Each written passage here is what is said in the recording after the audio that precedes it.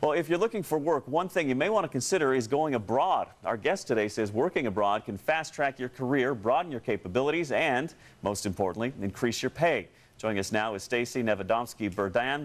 MBAs have always been, in the last 10 or 15 years, the thing to have. I think now having overseas experience is one of the most important things to have on your resume, specifically because companies are looking for people who can work and operate in markets overseas. From NBC News, this is Today with Lester Holt and Amy Robach. All right, thanks, Lester. This morning on Today at Work, getting ahead by going abroad.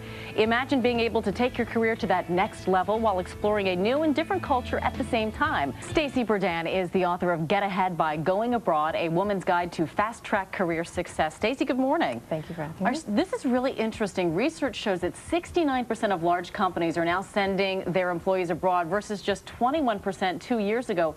What explains that change? Well, globalization is changing the way the world works, and as companies try to be more competitive, they need more employees and people who actually have international experience. And what we're finding is that not that many people do have it, and so in our book, we recommend to women to go overseas in order to get ahead and make a difference and differentiate yourself. But what sort of numbers are we looking at here? I mean, is this just a very small portion of women and men, of course, doing it, this going out of the country and presumably coming in the other direction too? Absolutely. It is actually a global trend, and actually for U.S. numbers specifically, there are about 500,000 employees every year that actually go abroad, and those numbers are on the rise, 20–30% increases over the last few years alone. Working overseas in general, for both men and women, accelerates your career because it enhances professional capabilities and personal situations as well, so that you're able to actually move ahead a little bit faster. Things like recognition comes a little bit sooner, job responsibility, as well as increased pay and title. So in order to actually continue to go up that chain, it gets more and more narrow as you go up to the top, to the C-suite eventually. And so a great thing to do is actually to go overseas. You get responsibility a little bit earlier many times, things like line or management responsibility, which everybody says is critical to getting to the top, so you get it a little earlier if you go to a smaller market. And so when you come back, you're completely differentiated from your peers.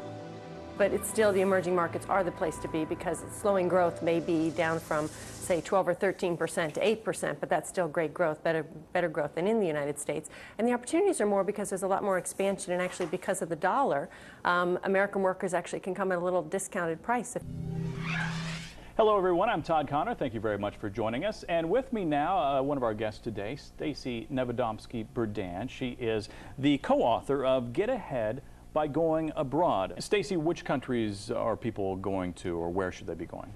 Well, for Americans, the countries such as Brazil, India, China, Russia are the hot spots today because they are the growing markets, the developing markets. And for non-Americans, of course, the United States is always a terrific place to get that additional corporate experience. When you go overseas, actually, you're just given broader responsibility. Many times you get line management responsibility, manufacturing responsibility. You get more senior positions earlier on, many times because it is maybe a smaller market, and the company is not as focused on it. It's not as big as the U.S. or China or India if you go to a smaller one, but still the management and the leadership experience is there, and that's what the companies are rewarding.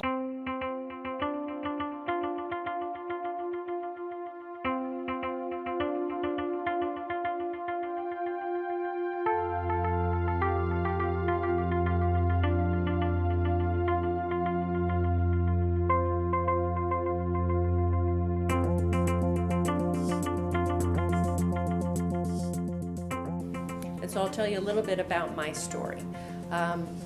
So I was at Bursa Marsteller, as Eric said, 27 years old. I raised my hand for this job, offered in India. Nobody else. There were 100 people in. A senior man from Bombay came over and said, I need somebody to work for 9 months. I was the only person to raise my hand. But because I was a young, single woman, they said, no, we don't want you.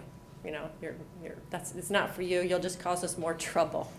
But what it did is get the ball rolling, because our CEO said, why do, and he actually said this, he's from Tennessee, why does a little girl like you want to go to India? I remember thinking to myself, I could sock you. But I knew better, and then I explained why and my position, and it got the ball rolling for me. So eventually, 9 months later, I was on a plane to Hong Kong. I moved the day after I got married, so women who think that your husbands won't follow you, they will, if you marry the right guy. And so there for 3 years, worked in Hong Kong, took on a greater and greater responsibility there, into China, and then throughout the region, where I worked for about 3 years. Returned to Washington, D.C. I tripled my salary. I jumped 2 senior levels.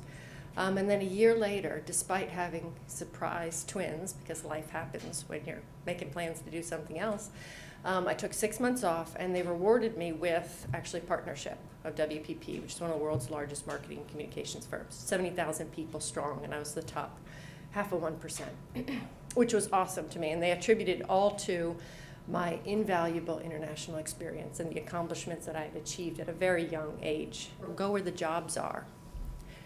I, too, wanted to go a place like Paris or Milan, but I wound up in Hong Kong, which is a pretty cool place.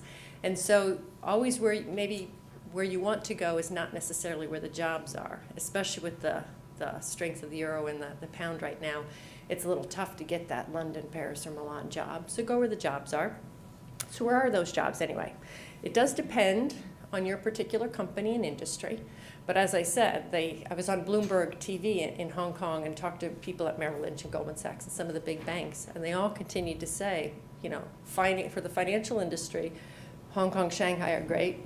Tokyo continues to be great, as does one of the hidden markets, I think, is Brazil. I think China is the dragon that has awoken.